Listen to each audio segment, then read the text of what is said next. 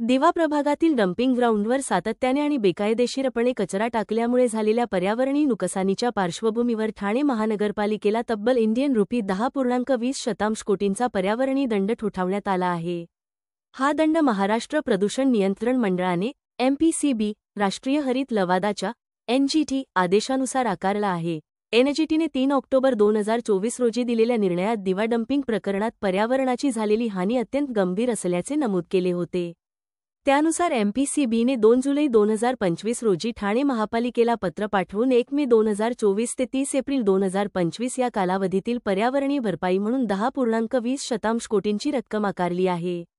यापूर्वी 25 एप्रिल 2024 रोजीच 9 कोटींचा प्राथमिक दंड निश्चित करण्यात आला होता। .13 जून 2025 रोजी MPCBकडून महापालिकेला सुनावणीची संधी देण्यात आली होती, मात्र महापालिकेकडून कोणीही हजर राहिल्याचा उल्लेख न करता ही रक्कम अंतिम करण्यात आली।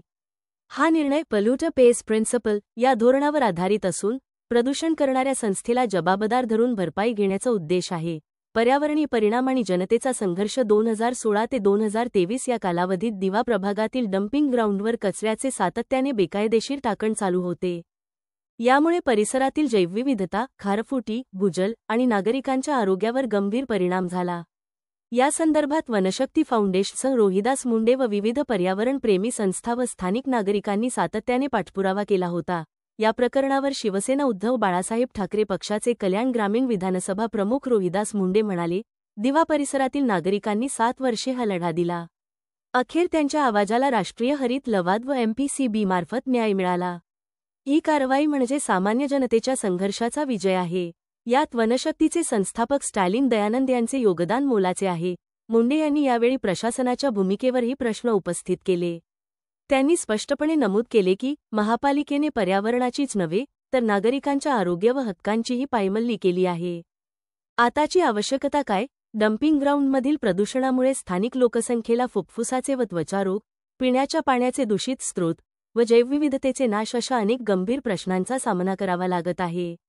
परिणामी आता या परिसराचे वैज्ञानिक पातळीवर पुनर्वसन, आरोग्य तपासणी शिबिरे आणि प्रशासकीय उत्तरदायित्वही निकट बनली आहे। शिवसेना उद्धव बाळासाहेब ठाकरे पक्ष दिवा परिसरातील नागरिकांसोबत ठामपणे उभा असून भविष्यातही पर्यावरण रक्षण व लोकहितासाठी लढा सुरूच ठेवणार असल्याचा पुनरुच्चार रोहिदास मुंडे यांनी केला।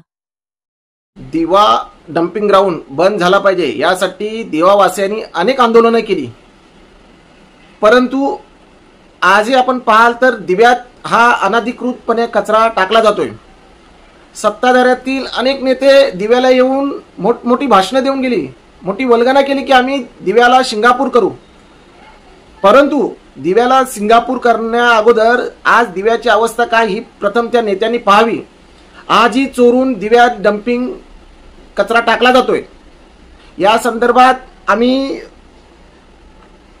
RTI मार्फत महाराष्ट्र प्रदूषण नियंत्रण मंडळ यांना 16/1/2023 रोजी RTI माहिती मागवली होती की दिव्यात जो कचरा टाकले जातोय त्याला प्रदूषण विभागाकडून किती दंड ठोठावण्यात आलेला आहे।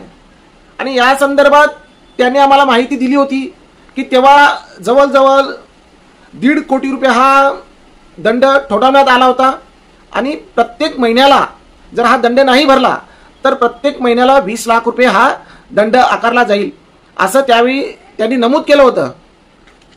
आणि या संदर्भात वनशक्ती फाउंडेशन चे संस्थापक स्टॅलिन दयानंद यांनी national green tribunal western zone branch Pune येथे दावा दाखल केला होता।